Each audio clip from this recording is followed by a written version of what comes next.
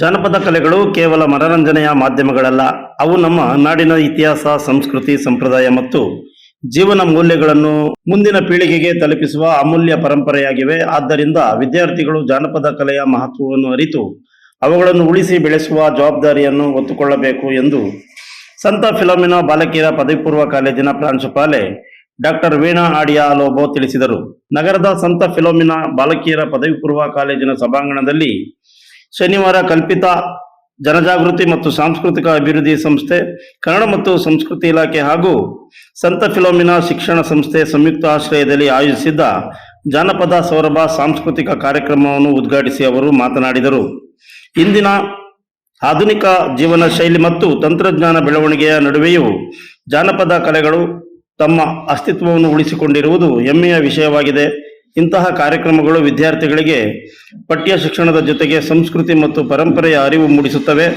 ಜಾನಪದ ಕಲೆಗಳ ಮೂಲಕ ಸಮಾಜದ ಬದುಕು, ಆಚರಣೆ, ಸಂಪ್ರದಾಯ, ಶ್ರಮ ಹಾಗೂ ಜೀವನ ಮೌಲ್ಯಗಳನ್ನು ಸುಲಭವಾಗಿ ಅರ್ಥ ಮಾಡಿಕೊಳ್ಳಲು ಸಾಧ್ಯವಾಗುತ್ತದೆ ಎಂದರು.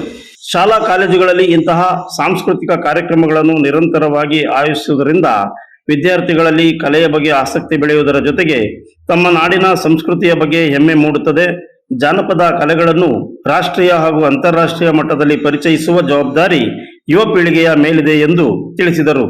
ಕಾರ್ಯಕ್ರಮದಲ್ಲಿ ವಿವಿಧ ಜಿಲ್ಲೆಗಳಿಂದ ಆಗಮಿಸಿದ್ದ ಕಲಾವಿದರು ತಮ್ಮ ಮನಮೋಹಕ ಪ್ರದರ್ಶನಗಳ ಮೂಲಕ ಪ್ರೇಕ್ಷಕರ ಮೆಚ್ಚುಗೆಗೆ ಪಾತ್ರರಾದರು. ಕಡೂರಿನ ಎಚ್ಎಂ ರವಿ ಮತ್ತು ತಂಡ ವೀರಗಾಸೆ ನೃತ್ಯ ಪ್ರದರ್ಶಿಸಿ ವೀರಶೈವ ಪರಂಪರೆಯ ವೈಭವವನ್ನು ಅನಾವರಣಗೊಳಿಸಿದರು. ಹಾಸನದ ತಟ್ಟೆಕೆರೆಯ ಲಕ್ಷ್ಮಣ್ ಮತ್ತು ತಂಡ ಡೊಳ್ಳು ಕುಣಿತದ ಮೂಲಕ ಸಭಾಂಗಣದಲ್ಲಿ ರೋಮಾಂಚನ ಮೂಡಿಸಿದರು.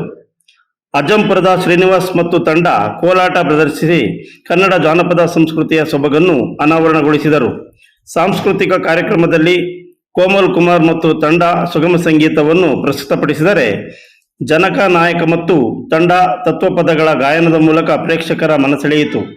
ಎನ್ ಲೋಕೇಶ್ ಮತ್ತು ತಂಡ ಜಾನಪದ ಗೀತೆಗಳನ್ನು ಗಾಯನ ಮಾಡಿ ಗ್ರಾಮೀಣ ಸಂಸ್ಕೃತಿಯ ಸೊಗಡನ್ನು ಮೂಡಿಸಿದರು.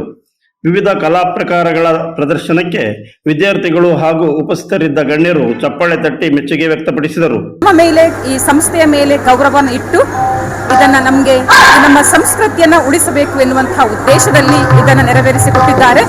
ಇದು ಇವತ್ತಿಗೂ ಇಂದಿನ ಮಕ್ಕಳಿಗೂ ಒಂದು ವಿಶೇಷವಾಗಿರುವಂತಹ ಒಂದು ಪಾಠ ಹಾಗೂ ಈ ಸಂಸ್ಕೃತಿ ಇವತ್ತು ಮತ್ತು ಮುಂದೆ ಕೂಡ ಉಳಿಸಬೇಕು ಎನ್ನುವಂಥ ನಮ್ಮದು ಆಶೆ ಆಗಿದೆ. ಎಲ್ಲರನ್ನ ನಾನು ಈ ಸಂದರ್ಭದಲ್ಲಿ ಅಭಿನಂದಿಸ್ತಾ ಇದ್ದೇನೆ. ಈ ಜನಪದ ಸೌರಭ ಕಾರ್ಯಕ್ರಮ ಏನಾಗಿದೆ, ಇದು ಇವತ್ತಿನ ಈ ಮಕ್ಕಳಿಗೆ ಒಂದು ವಿಶೇಷವಾಗಿರುವಂಥ ಒಂದು ಪಾಠ. ಈ ಸಂಸ್ಕೃತಿಯನ್ನು ಉಳಿಸಬೇಕು ಅವರು, ಹಾಗೂ ಅವರು ಕೂಡ ಮುಂದಿನ ಜೀವನದಲ್ಲಿ ಬೇರೆಯವರಿಗೆ ಕೂಡ, ಇತರರಿಗೆ ಕೂಡ ಅದನ್ನು ತಿಳಿಸಬೇಕು.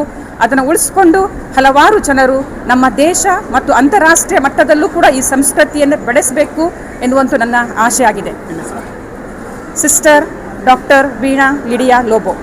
ಕಾರ್ಯಕ್ರಮದಲ್ಲಿ ಕಲ್ಪಿತ ಜನಜಾಗೃತಿ ಮತ್ತು ಸಾಂಸ್ಕೃತಿಕ ಅಭಿವೃದ್ಧಿ ಸಂಸ್ಥೆ ಅಧ್ಯಕ್ಷ ಎಚ್.ಕೆ. ಶ್ರುತಿ, ಕನ್ನಡ ಉಪನ್ಯಾಸಕ ಡಾಕ್ಟರ್ ಐಚನಹಳ್ಳಿ ಕೃಷ್ಣಪ್ಪ, ಹಿರಿಯ ಕಲಾವಿದ ಭಗವಾನ್ ಸಿಂಗ್, ಕಲಾವಿದ ಕೋಮಲ್ ಕುಮಾರ್ ಸೇರಿದಂತೆ ಹಲವು ಗಣ್ಯರು ಉಪಸ್ಥಿತರಿದ್ದರು. You are watching TV 46 News Kannada.